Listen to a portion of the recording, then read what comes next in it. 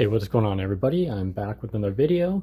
Today I thought I'd show off a bag, a messenger bag specifically, that I actually just sewn, and this is all 100% hand done and hand sewn. It's all made out of leather. So I went to Tandy Leather because everybody asked me where do I get my leather. So there's a place called Tandy Leather Company where I source out all my leather products, leather working tools and everything else, and the rest of these kind of things such as straps and whatnot I source off of Amazon. So this is my most recent iteration of a messenger bag. I have this affinity for messenger bags if anybody hasn't noticed yet. So I apologize for the lighting and all that. This is really the best place I have to do this. Hopefully you guys can hear me well enough. So this is the exterior of my bag, and this is the front, and here's the back with the strapping on it, which I will show you in a kind of a different 360 video. And if I move these straps out of the way, you can see that there is a back padding on here. Now there's actually no padding underneath it, but I actually have plans to put padding on my next messenger bag that I sew. I decided to do something different and not very common in hand sewn messenger bags, which is to do this edging or piping or whatever you want to call it. And it's quite common on, like, say, shirts and everything where they put an edging to make a clean looking edge. And so that's what I did with this. Nice little contrast between the kind of gray and the, I guess this would be kind of desert tan-ish kind of color. And again, in future, I will actually be adding real padding, actually maybe some foam in between this piece and the bag itself. And in a few minutes, I'm going to go ahead and bring out the actual pattern. So whoever is interested in making this particular design, you can certainly do it. So I guess we can just start on the back here. So these straps, I made it in the way you can just take them off. This will be easier to see on this side. You simply, and there's a little bit of fraying. Again, this is a prototype, so eventually I'll be snipping this off and you know, singeing it or burning it. But you can just simply just take this. These are tri-glides, by the way. So you take them off the tri-glides, and this is actually being just held onto a tri-glide, which is actually connected to the bag. So that means I can, if and whenever I make my new messenger bag, I can simply just take the whole strap off and just go use it on my new bag. Same with the stability strap. I had this little piece here to make it more easy to pull up and then cinch down like that. And of course, when you release it, you can pull up and then pull back, and it makes it longer. But anyways. These are called ladder locks. Again, I got all the hardware from Amazon. Well, except this tiny little piece here. This is actually from Timbuktu. I just used one of their, I don't actually remember what they call this, this little gate thingy. So I got that from Timbuktu, but all the ladder locks and whatnot, and tri-glides are all from there.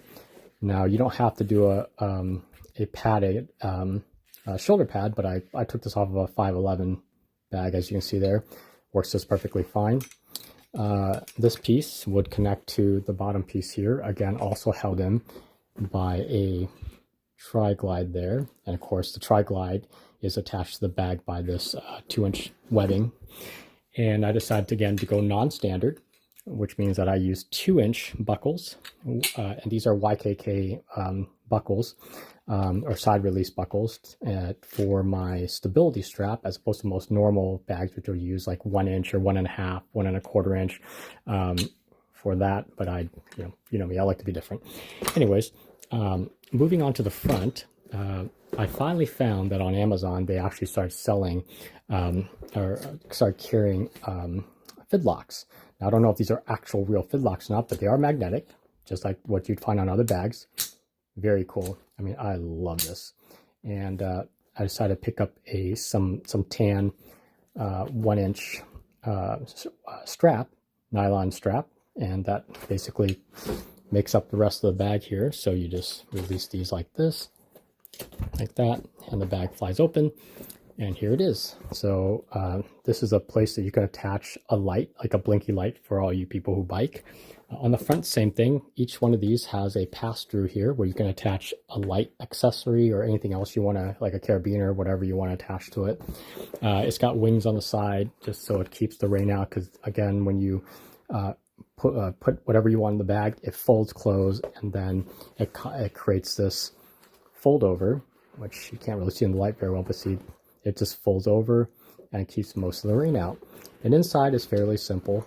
It's just one giant opening, and then there's one long slip pocket in the front. So very simple, because I'm pretty minimalistic when it comes to carrying my stuff. So, and this is huge, by the way, as you can tell in there. And let me go ahead and grab the plans out, or the pattern out, and I'll show you guys the dimensions, everything. Be right back. Okay, so the bag is pretty simply constructed. I just have one piece, and that is a piece that is for the back and the flap. So essentially, this gets, eventually when it's sewn, it just is, folded in the front like this, just like the bag. This total here, it looks like it is 15 inches from here to here, and it's 18 inches straight across. Okay, so again, quite wide, but because of the design of this, which you'll see in a minute, it doesn't create these giant wings on the side for the depth. So, and then if we look up here, I had an offset of an inch on the corner here, and then this used to be obviously a corner, and I just rounded it off, and then I just drew straight, connected from here all the way down to that corner to give me a little bit of an overhang for the wings. Now, the next piece, again, this is a very simple design. This is just the back piece, the part, this piece right here, that's sewn onto the back. So simply just 11 tall. It is 18 across. And I marked off where I need to put the straps. And there was a possibility of a secondary stability strap that goes across your other shoulder, but I decided to leave that out of the design. And then, of course, the stability strap. If you're left shoulder carried, you want to put the stability strap over here. Sorry, the other way around. If you're left shoulder, you want to put it over here. Right shoulder, you want to put it over here. So, and then I just kind of made an angle here for where the straps would eventually connect to. So that's that piece. And then the front, the entire front, I mean this right here, we got 18 across, 13 tall, and then kind of a rise of 3 inches squared here. And then finally, this big long piece here that is actually the front and the back. And if I had the measurements here, we got now the 5 inches is the overhang. This piece right here. This is from this corner to here is 5 inches right there.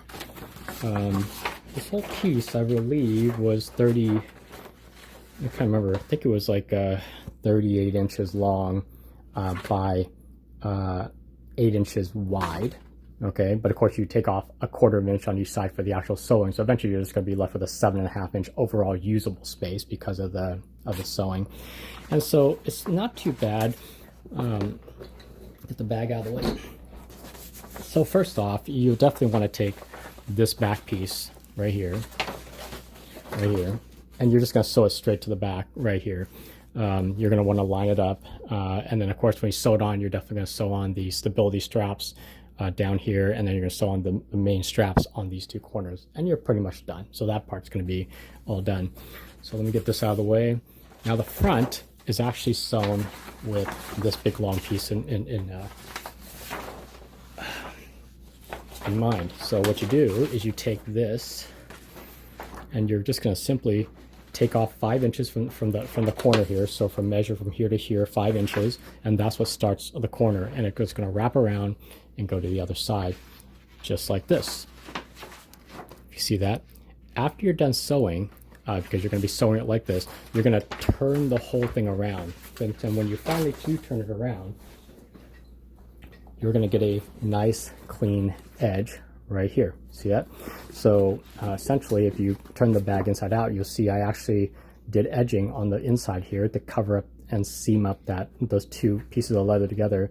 And when you turn it around, it creates this. Now on the back, I decided to do an exposed edging only because I wanted more overhang to create the weather sealing that I was going to give for this bag. And plus it gives me a nice excuse to do an alternate color and give it a nice little contrast.